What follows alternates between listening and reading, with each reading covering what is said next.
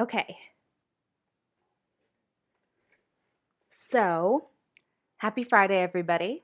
I don't know how long you've been doing the social distancing thing, but I went back to work on Monday, but back to work means working remotely. So it's been a long week for me adjusting to that. I'm used to being in a room with people, swapping energy, having just banter and casual interactions. So this week being fully remote has definitely been an adjustment period for me. So I hope you all have had good, low stress weeks. But if you have had a stressful week, worry not. We're about to read chapters 8 and 9 of Pride and Prejudice. So let's just recap really quick. The video for the last, for yesterday's stream, I know it cut off. We didn't miss a whole lot. I was almost done. I did read it, but there was some weird glitchy thing. It didn't save it. It just kind of cut it off. But to recap, relevant things that happened in the last two chapters, the militia settled in Meryton, which is near Longbourn, where the Bennet family lives. Jane got sick on her way to visit Netherfield, where Mr. Bingley and his sisters live, and so she's staying with them. Elizabeth went to go join, like check up on Jane, and she's staying at Netherfield as well. And the other big development is that Darcy is super into Lizzie, but too awkward to do anything about it. All right, here we go. Chapter 8. At 5 o'clock, the two ladies retired to dress, and at 6:30 Elizabeth was summoned to dinner. To the civil inquiries which then poured in, and amongst which she had the pleasure of distinguishing the much superior solicitude of Mr. Bingley's, she could not make a very favourable answer. Jane was by no means better. The sisters, on hearing this, repeated 3 or 4 times how much they were grieved, how shocking it was to have a bad cold, and how excessively they disliked being ill themselves, and then thought no more of the matter, and their indifference towards Jane, when not immediately before them, restored Elizabeth to the enjoyment of all her original dislike. Their brother, indeed, was the only one of the party whom she could regard with any complacency.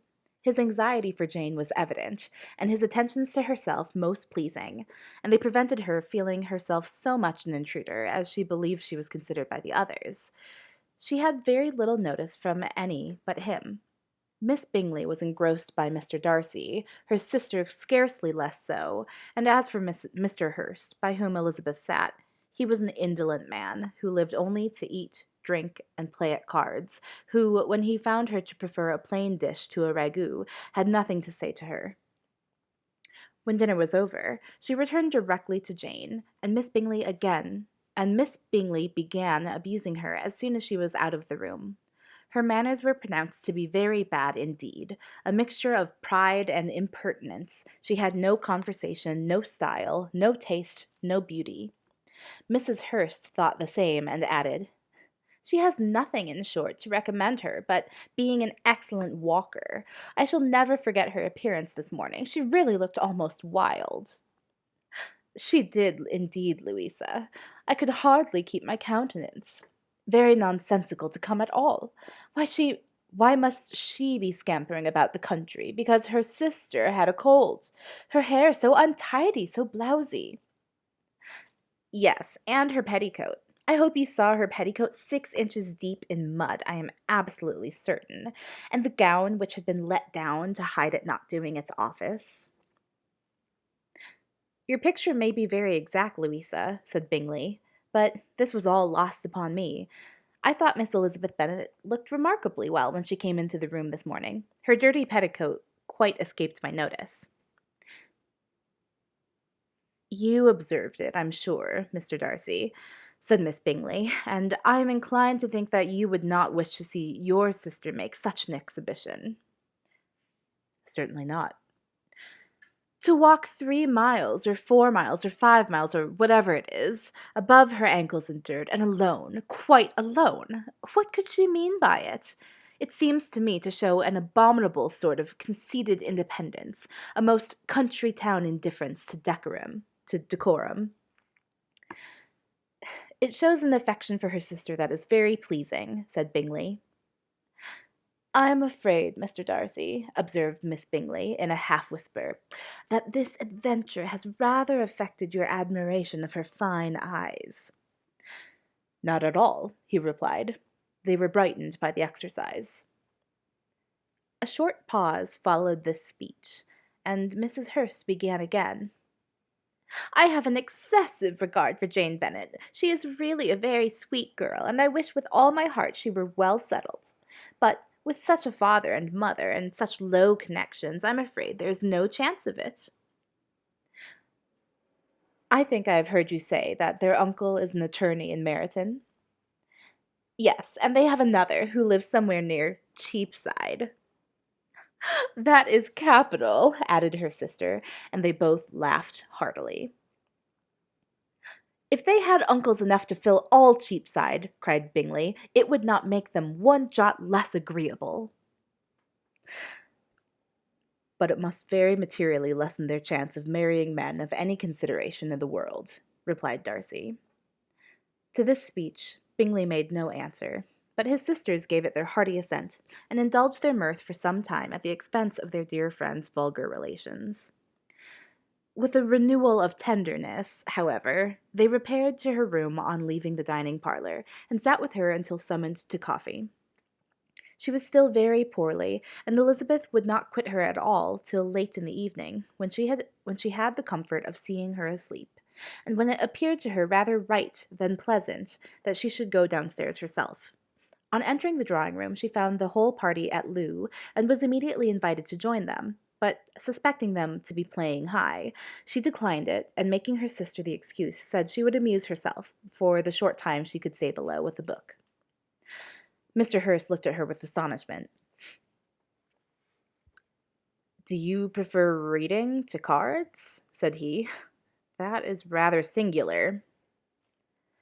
"Miss Eliza Bennet," said Miss Bingley, "despises cards. She is a great reader, and has no pleasure in anything else."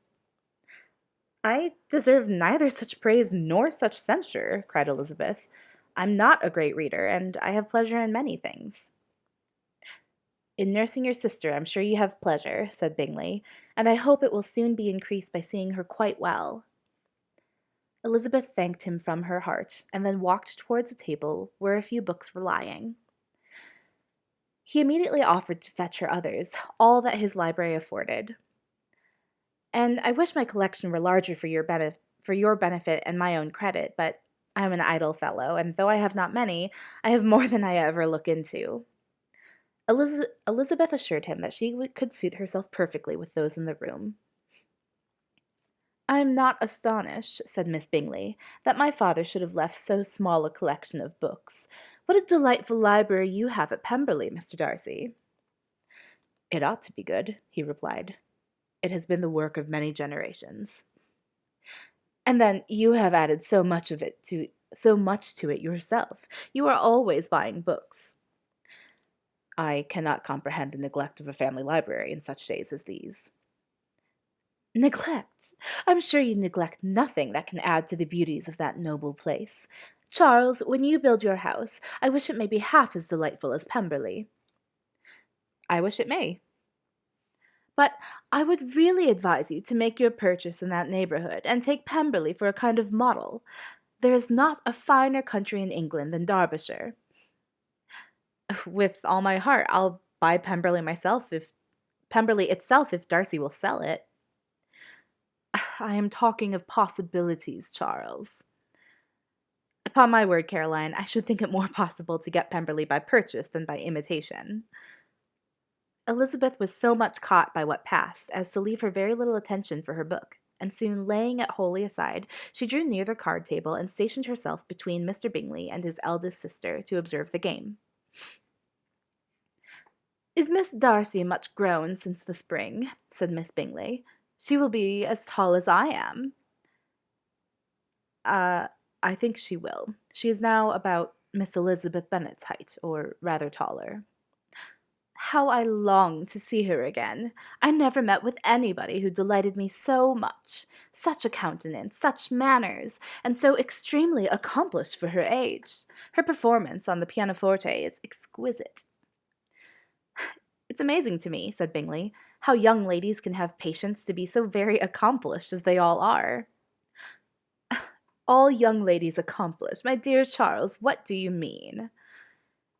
Yes, all of them, I think. They all paint tables, cover screens, and net purses. I scarcely know anyone who cannot do all this, and I'm sure I never heard a young lady spoken of for the first time without being informed that she was very accomplished. Your list of common your list of the common extent of accomplishments, said Darcy, has too much truth. The word is applied to many a woman who deserves it no otherwise than by netting a purse or covering a screen. But I am very far from agreeing with you in your estimation of ladies in general. I cannot boast of knowing more than half a dozen in the whole range of my acquaintance that are truly accomplished. Nor I, I'm sure, said Miss Darcy. Sorry, said Miss Bingley. Miss Bingley. Then, observed Elizabeth, you must comprehend a great deal in your idea of an accomplished woman. Yes, I do comprehend a great deal in it. Oh, certainly, cried his faithful assistant. No one can be really esteemed accomplished who does not greatly surpass what is usually met with. A woman must have a thorough knowledge of music, singing, drawing, dancing, and the modern languages to deserve the word. And besides all this, she must possess a certain something in her air and manner of walking, the tone of her voice, her address and expressions, or the word will be but half deserved. All this she must possess, added Darcy, and to all this she must yet add something more substantial in the improvement of her mind by extensive reading. I'm no longer surprised at your knowing only 6 accomplished women. I rather wonder now at your knowing any. Are you so severe upon your own sex as to doubt the possibility of all this? I never saw such a woman. I never saw such capacity and taste and application and elegance as you describe united. Mrs. Hurst and Miss Bingley both cried out against the injustice of her implied doubt, and were both protesting that they knew many women who answered this description when Mr. Hurst called them to order, with bitter complaints of their inattention to what was going forward. As all conversation was thereby at an end, Elizabeth soon afterwards left the room. Eliza Bennet, said Miss Bingley, when the door was closed on her, is one of those young ladies who seeks to recommend themselves to the other sex by undervaluing their own, and with many men I dare say it succeeds. But, in my opinion, it is a paltry device, a very mean art. Undoubtedly, replied Darcy, to whom this mark was chiefly addressed. There is a meanness in all the arts which ladies sometimes condescend to employ for captivation. Whatever bears affinity to cunning is despicable. Miss Bingley was not so entirely satisfied with this reply as to continue the subject. Elizabeth joined them again, only to say that her sister was worse, and that she could not leave her. Bingley urged Mr. Jones's being sent for immediately, while his sisters, convinced that no country advice could be of any service, recommended an express to town for one of the most eminent physicians. This she would not hear of, but she was not so unwilling to comply with their brother's proposal, and it was settled that Mr. Jones should be sent for early in the morning, if Miss Bennet were not decidedly better. Bingley was quite uncomfortable. His sisters declared that they were miserable. They solaced their wretchedness, however, by duets after supper, while he could find no better relief to his feelings than by giving his housekeeper directions that every possible attention might be paid to the sick lady and her sister. All right, how much time has gone by? I don't know. We'll just keep going. Okay, chapter 9. Elizabeth passed the chief of the night in her sister's room, and in the morning had the pleasure of being able to send a tolerable answer to the inquiries which she very early received from Mr. Bingley, by a housemaid, and some time afterwards from the 2 elegant ladies who waited on his sisters. In spite of this amendment, however, she requested to have a note sent to Longbourn, desiring her mother to visit Jane, and form her own judgment of her situation. The note was immediately dispatched, and its contents as quickly complied with. Mrs. Bennet, accompanied by her 2 youngest daughters, reached Netherfield soon after the family breakfast. Had she found Jane in any apparent danger, Mrs. Bennet would have been miserable, but, being satisfied on seeing her that her illness was not alarming, She had no wish of her recovering immediately, as her restoration to health would probably remove her from Netherfield. She would not listen, therefore, to her daughter's proposal of being carried home, neither did the apothecary, who arrived about the same time, think it at all advisable. After sitting a little with Jane, on Miss Bingley's appearance and invitation, the mother and 3 daughters all attended her into the breakfast parlour. Bingley met them with hopes that Mrs. Bennet had not found Miss Bennet worse than she had expected. "Indeed I have, sir," was her answer. "She is a great deal too ill to be moved. Mr. Jones says we must not think of moving her. We must trespass a little longer on your kindness." "Removed?" cried Bingley. "It must not be thought of. My sister, I am sure, will not hear of her removal." "You may depend upon it, madam," said Miss Bingley, with cold civility, "that Miss Bennet shall receive every possible attention while she remains with us." Mrs. Bennet was profuse in her acknowledgments. "I am sure," she added, "if it was not for such good friends, I do not know what would become of her, for she is very ill indeed, and suffers a vast deal, though with the greatest patience in the world, which is always the way with her, for she has, without exception, the sweetest temper I ever met with. I often tell my other girls they are nothing to her. You have a sweet room here, Mr. Bingley, and a charming prospect over that gravel walk. I do not know a place in the country that is equal to Netherfield. You will not think of quitting it in a hurry, I hope, though you have but a short lease." "Whatever I do is done in a hurry," replied he, "and therefore if I should resolve to quit Netherfield, I should probably be off in 5 minutes. At present, however, I consider myself as quite fixed here." "That is exactly what I should have supposed of you," said Elizabeth. "You begin to comprehend me, do you?" cried he, turning towards her. "Oh, yes, I understand you perfectly." I wish I might take this for a compliment, but to be so easily seen through, I am afraid is pitiful." "That is as it happens. It does not necessarily follow that a deep, intricate character is more or less estimable than such a one as yours."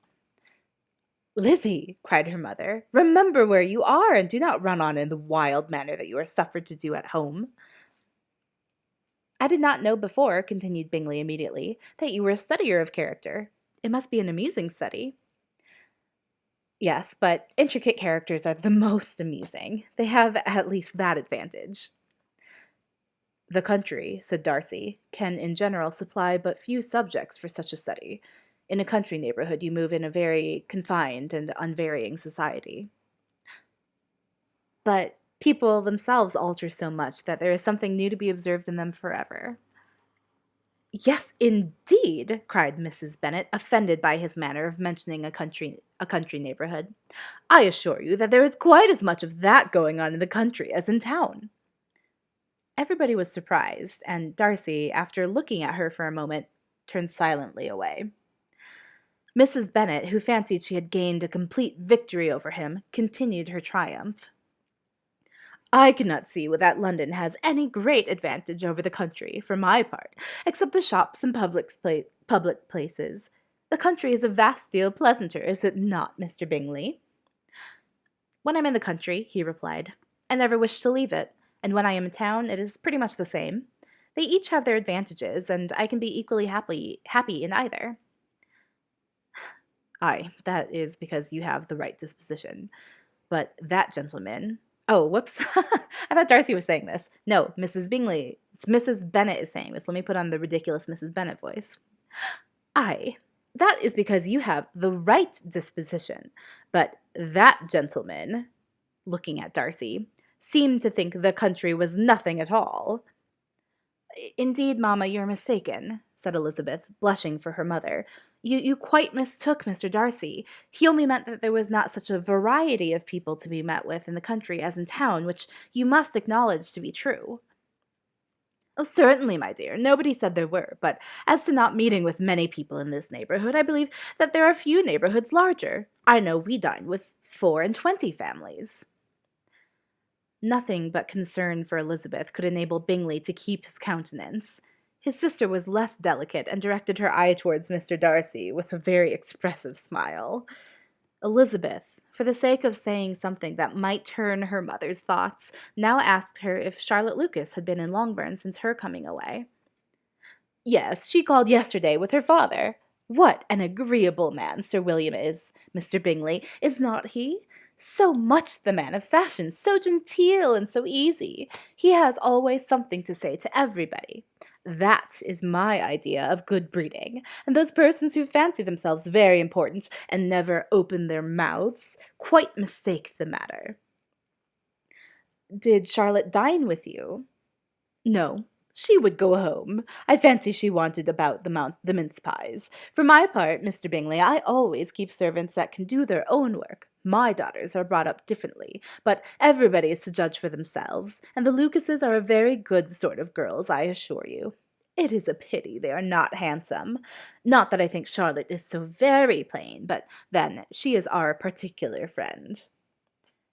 She seems a very pleasant young woman, said Bingley. Oh, dear, yes, but you must own she is very plain. Lady Lucas herself has often said so, and envied me Jane's beauty. I do not like to boast of my own child, but, to be sure, Jane, one does not often see anybody better looking. It is what everybody says. I do not trust my own partiality. When she was only 15, there was a gentleman at my brother Gardiner's in town so much in love with her that my sister-in-law was sure he would make her an offer before we came away. But, however, he did not. Perhaps he thought her too young.